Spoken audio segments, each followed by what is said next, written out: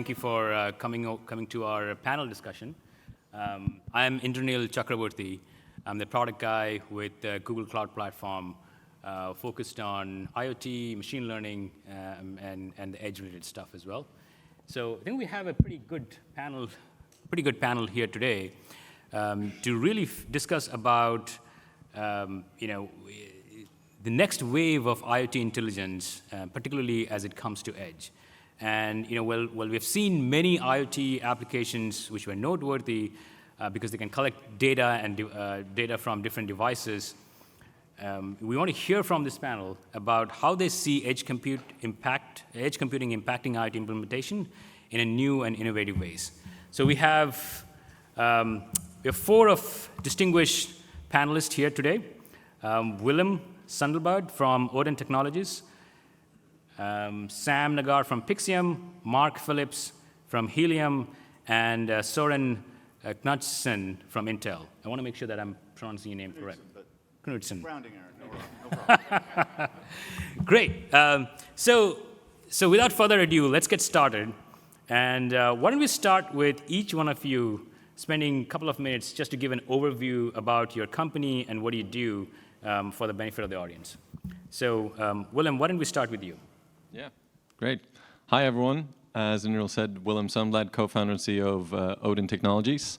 And we're an end-to-end industrial Internet of Things company. So we have a device that we connect to industrial machinery that collects data, sends to our analytics platform where we help manufacturers really eliminate their waste. So solving quality issues, optimizing processing of components, solving machine failures. And we really saw kind of 2 problems in manufacturing. One was it's usually really difficult to actually get access to good, clean, complete data on how the process works. And then it's really hard to understand that data and make sense of it. So we set out to solve both of those problems. And so there's a lot of interesting edge challenges there, which I'm sure we'll get into. But obviously, if it's manufacturing and you're talking about alerting, control, machine learning, it is mission critical in the end. So that's kind of where our push to the edge comes from. Great. Sam? Hi, everyone. I'm Sam Nagar, CEO of Pixie Young. And my company makes an edge computing platform that allows our customers and developers to deploy edge versions of Google Cloud services on-premise. These are containerized versions that host the same APIs you find in the public cloud and enables offline operation of a cloud-native application that was built for Google Cloud. We are in also a number of industries, smart retail, manufacturing, surveillance and security, and many more. Great. Mark? Thank you. So my name is Mark Phillips. I run business development and customer success for a company called Helium. So Helium was founded towards the middle of 2013 to basically give people a better physical wireless network for device and sensor data. And over the past, I guess, 5 years at this point, we really haven't seen the situation change for companies building connected devices. And we're going after smaller data, kind of long-range, highly secure sort of applications where people need to put a sensor in the field and send data over kind of many miles. And so just recently, we are finishing up rolling out the next version of our platform, which is very much a nationwide wireless network for device and sensor data. And it's actually quite interesting in the context of this panel because we have kind of 2 things going on. One is a distributed, decentralized machine network built on a gateway product, and then we're also targeting people building sensing applications talking to this wireless network. Yeah, I'm excited to be on the panel. Yeah, thanks for inviting me. Soren Knutson with Intel. Short story, we turn sand into compute. So I think you guys are familiar with Intel. Aside from manufacturing, we really focus on 3 use cases: data center and cloud, PC and Chromebooks, as well as the edge and Internet of Things. So that's the part of the world that I live in. And particularly, we have a toolkit that's designed to optimize your machine learning and apply it towards video on any of our processors that are out there on the edge devices. Fantastic. Thank you, guys. So I have a couple of questions which I'm going to ask the panelists here as it pertains to edge. And then I want to open it up to the audience. So we have 2 microphones, 1 on each side, so that you can ask any specific questions to the audience, to the panelists as well. as it pertains to edge computing. So let's get started, and maybe Willem, I'll start with you. You know, why should we care about edge? You know, if you think about connectivity, that is becoming ubiquitous. People are talking about 5G, the narrowband.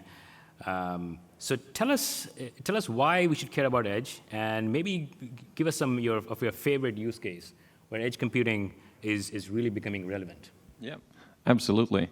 So for us, it's kind of been an evolution as how the product has evolved and how kind of our customer needs have evolved. In the beginning, when we were just collecting data, it's fine to not have constant. It's not as mission critical as if you're controlling the process or alerting on the process. But even still, there are Wi-Fi networks in the factories, but they're not perfect. They're going to go down. There's going to be latency. So you really need to have kind of the edge computing there to just buffer. But even when you're buffering, you need to make sure that it's 100% accurate. Because if it isn't accurate while we're buffering all that data, it is completely useless in the end. So that was kind of our first use case. And then as we started moving into alerting and machine learning on the edge, and eventually, which we're launching by the end of this year, control on the edge, then you are 100% mission critical in the process, and the manufacturing process of our customers can't be dependent on the internet. And it's not just for latency or how quickly they have to react, but edge cases like ISPs going down is a very real reality that they can't actually afford.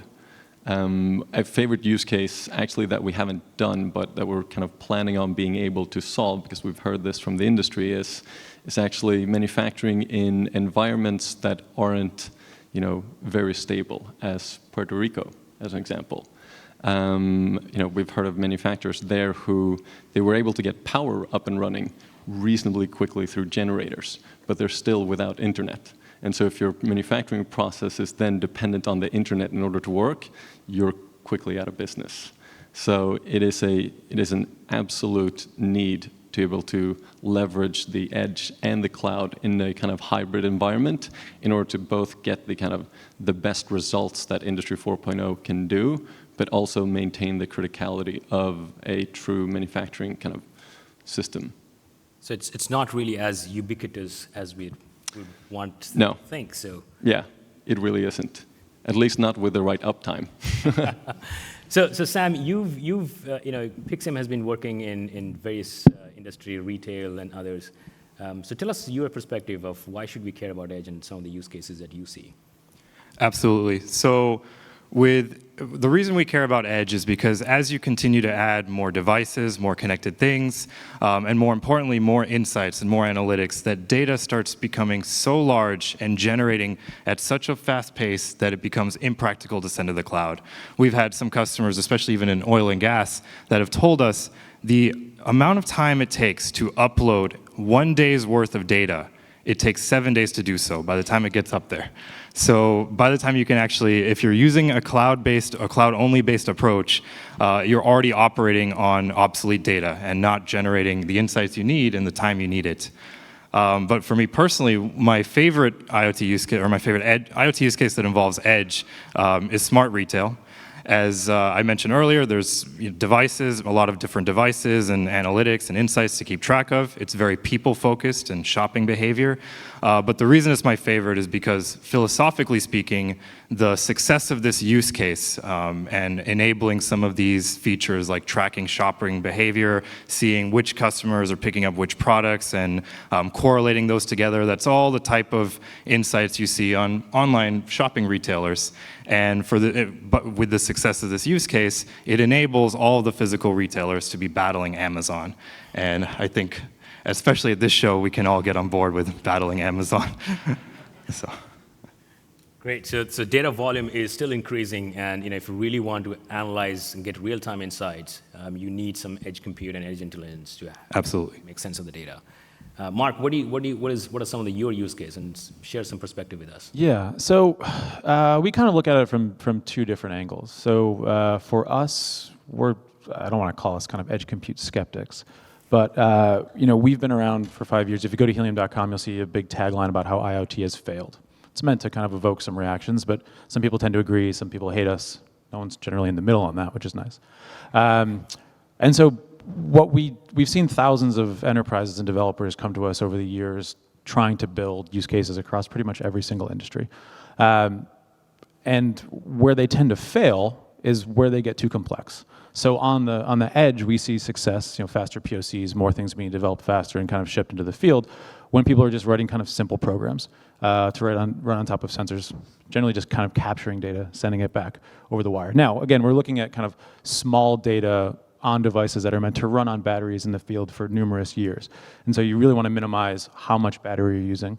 And the kind of the radio operations tend to take more of the battery. So compute really isn't that crazy, but people are trying to keep it simple. So there's a guy in the audience named Sunil from a company called Wallow, who is a Helium customer. And they make a really nice, simple application that lets people do monitoring and control of swing gates for gated communities. Awesome use case. They're going to crush it. We love that sort of stuff. And I think we'll start to see kind of more complex edge computing on the Helium network, but we're targeting kind of lower data rate devices that are meant to be out there for a while. Right. One level up from that, we have kind of the Helium gateway infrastructure, which actually does the wireless network building and kind of generation. And so you can kind of call that a low power, wide area network, and we can do whole panels on what that is. But that piece of hardware, has a dual-core ARM processor and runs Linux, and actually does a fair amount of computation, primarily for the operations of the network. So that is where we kind of focus most on the edge computing stuff. It's great, and it's interesting you mentioned that battery consumption. So much of battery is consumed for RF transmission and others. We have one of our customer who does parking management, and they have these sensors which are put in all the parking spots. And he mentioned yesterday that they want those sensors to last for 10 years, the battery in those sensors to last for 10 years. And 70% of that size of that sensor is battery. And the cost is also, most of the cost is also about the battery because so much of it's spent on RF transmission. So it's an interesting. And from an economic standpoint, if you have to roll a truck to replace a sensor even once, you're kind of blowing up your entire cost model. Exactly. So, yeah. Great. Søren, so Intel has been working on edge gateways for quite a couple of years now, and we've been working together on this. Right. So share some of the interesting patterns which you guys see. Certainly. Talking about the volume of data, videos right there.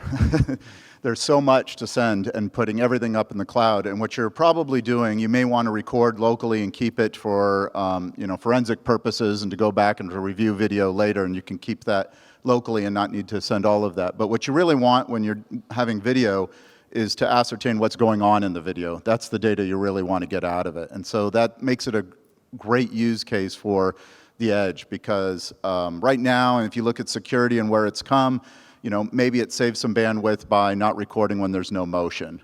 But then a tree blows in the wind and you're recording it, and so can we get smarter about that? Can we get vehicle motion or can we get person motion? Right. Can we get even more on the edge and say, well, actually this person was in 7,000 frames, but this is a picture of the person. That's what we should send up to the cloud. They were here that long and this is the image. And now you're using the cloud to figure out, well, how often is that shopper coming in or that employee at the work site? And you've been able to really leverage the compute there at the edge. Great, and you're right. Video is one of those use cases which generates a ton of data and doesn't make any sense for us to send every video frame to the cloud for processing. And Exactly, and then use the cloud where it makes sense, like, I don't know what happened in these frames. That's what the cloud's for. Let's put that to work. Great. So gentlemen, you guys mentioned about some of the use cases, and I think it's clear now that there are, you mentioned about connectivity is not really ubiquitous, data volume, the battery consumption which you need for RF transmission. So what should customers be considering, right, when they think about building IoT solution that involves edge, right? And how do they decide what data should be analyzed on the cloud and versus on the edge, for example? So, Søren, why don't you start this time?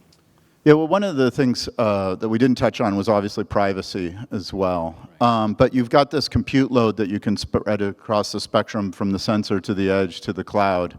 One thing I'd encourage us to think about that maybe is a little outside of our wheelhouse sometimes is also looking at the business model and who's paying for the data transmission at the edge.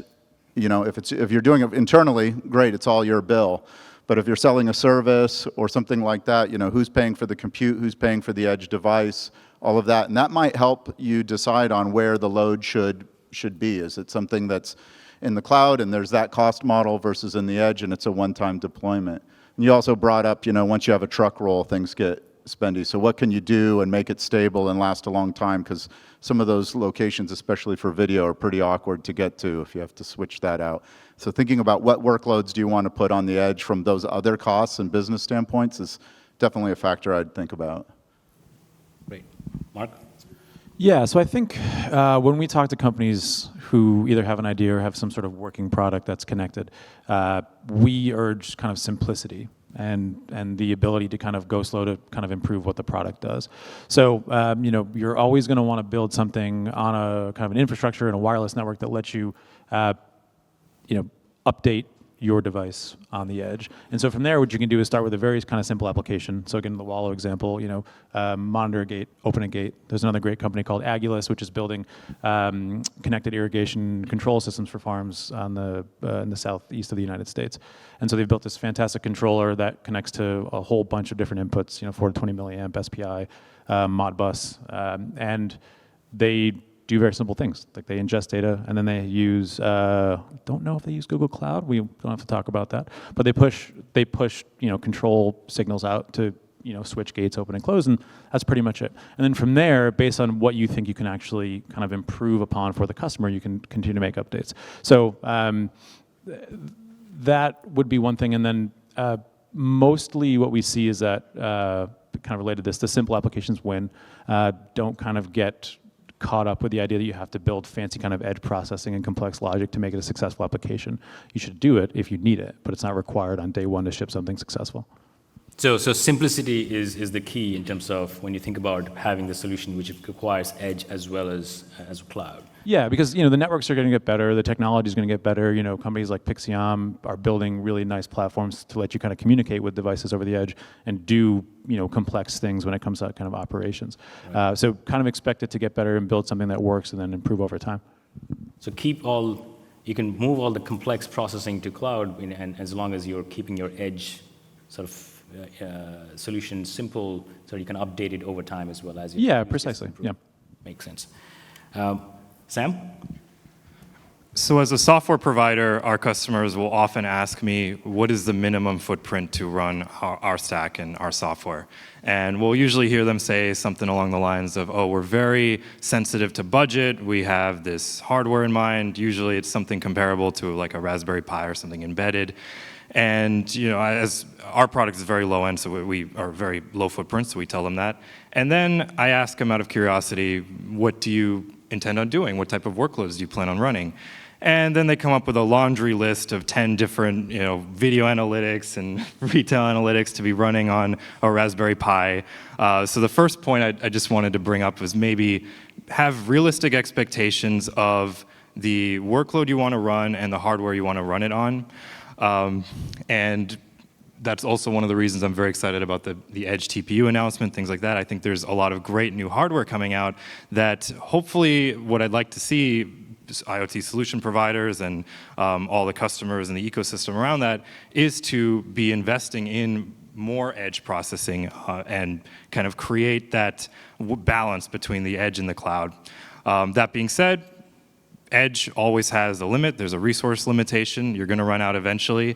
So one of the key themes that I also am a big believer in is creating that seamless experience from edge to cloud and making sure that the workload can migrate very easily. Great. It's interesting you mentioned about budget because there was a session yesterday, and a lot of the founders of those companies have mentioned the same thing, which is you can start, as you think about building an IoT solution, if you start with a small prototype, that's fine. But as you scale up to hundreds of thousands of those hardware devices, it quickly goes out of your budget cap. So Willem, you've been looking at this manufacturing space for some time, and you figured out a way by which you can use this sort of off-the-shelf Raspberry Pi to really build this sort of IoT implementation with edge and cloud. So from your perspective, what should customer think of? I mean, Sam mentioned budget. How would you make sure that it's still within your budget? Well, so it's interesting because I mean we've touched on kind of the most common constraints, and in the manufacturing environment, we've actually been very lucky that those constraints aren't as prevalent. Because size, you're comparing it, you're putting it in an environment with industrial machinery or programmable logic controllers that are 10 times the size. Same thing with budget. Everything else in the factory is 10 times more expensive. Right. You have persistent power at all times, because if you don't, the factory doesn't, and so you're probably fine. Right. So the network is really the only kind of constraint you have to play with and work with, which is semi-reliable. Or you have to at least make sure that you're planning for the edge cases. No pun intended, actually. Because even if the network going down is not your problem or not your fault, it ends up being your problem because the customer can't actually use it. So for us, our kind of edge strategy is really just focused on the different personas in the factories and the workflows that they need to do so that we can plan around like the connectivity dependency and make sure that they have a seamless experience regardless of what happens with that. So it goes into, for operators to receive alerts or for controlling mechanisms or doing predictions out on the edge, that has to happen as close to real time as possible for the operator on the edge. It's completely fine if some of the analytics and operational data doesn't happen on the edge because it's not mission critical. They can go look at that an hour later when the network's back up. But for the operators to maintain their workflow, that is key. So that's kind of the bigger constraint in my mind, really planning for the SLAs and the people and their workflows. Great. Oh, so where you have, for real-time applications which operators need to know, you need to design that for edge, and rest you can sort of batch it, store it, and then push it to cloud. Great. So I have one more question for the panels, and then I would love to hear some questions from the audience. So if you have questions which you think of, please come to the microphone, and then we can ask the panels the questions, and hopefully they'll answer it as well. So folks, you've all been Google Cloud partners in some form or the other. And I think Mark, you mentioned there is one company which is not using Google Cloud yet, so we need to talk about that. One of many. We'll get them there. So what can, as you think about some of your use cases and the implementation constraints, what can we do, what can Google Cloud do differently or better to improve and simplify IoT building implementations? Maybe we can start with you. I have a wish list from our engineers. No, no, you guys. I see some of our engineers sitting there as well. Yeah, you guys are doing great. I think I asked this specific question, and there was one thing that came up, and that was kind of device management and provisioning for non-Android things. So for Linux devices, that would be easy. That would be a great Christmas gift. Great. So the one thing I love about what Google does is they give out stuff. TensorFlow, and free. And I think that's a great way to get the community involved, get them working with it. I'd like to see you guys give out more stuff. Give out Android things. Give out even the Edge TPUs. Start introducing those to the community. The more the community gets to play with it, the more we get exposed to it, the more easier it will be to be building edge-included IoT solutions. Great. That's a great point. And within certain limits, obviously, we can give many of these things free. But our philosophy is really about open source. And as you can see with TensorFlow, Kubernetes, so many of them, the technology which we build internally, we do tend to open source it so that we can sort of drive the ecosystem and the community around those infrastructure as well. So good point, noted. Mark, what do you think we should do better? Yeah, so I'm a little bit torn about mentioning this. So specifically in the context of devices and Google Cloud IoT and Google Cloud IoT Core, it would be, I think, ideal for more general adoption if you could make the process of provisioning devices, specifically with the kind of hardware-based security keys at the edge, more seamless. Now, I'm torn on it because Helium has built a very nice interface to that. We have built this thing called a channel, which lets people very quickly authenticate and provision devices from the edge with a hardware-based private key from your device all the way up to Google Cloud IoT Core. It's a great thing. But generally, I think it would be useful if there were more kind of conveniences around how that goes for people not using Helium, which maybe won't be the case forever. But that's what I would suggest. Fantastic. So we recently, in fact, at Next, we did announce provisioning service, cloud IT provisioning, with the intent of, to a certain degree, what the use case you mentioned, which is, where you have hardware keys or you're manufacturing at scale. Right. How do you provisioning all the services seamlessly so that you don't have to individually and manually do for each of the device? Oh, okay, good. So it's working on it, but obviously love All to right. get your feedback as well. Great to hear on the provisioning as well. When I was chatting with our engineers about it, we feel pretty good. There's training videos, the integration using Google Cloud with our products is great. So actually what I was hoping to do is maybe flip that and see if anybody in the audience has the same suggestions for any of us, and yourself included, on what we can all do to make your lives easier.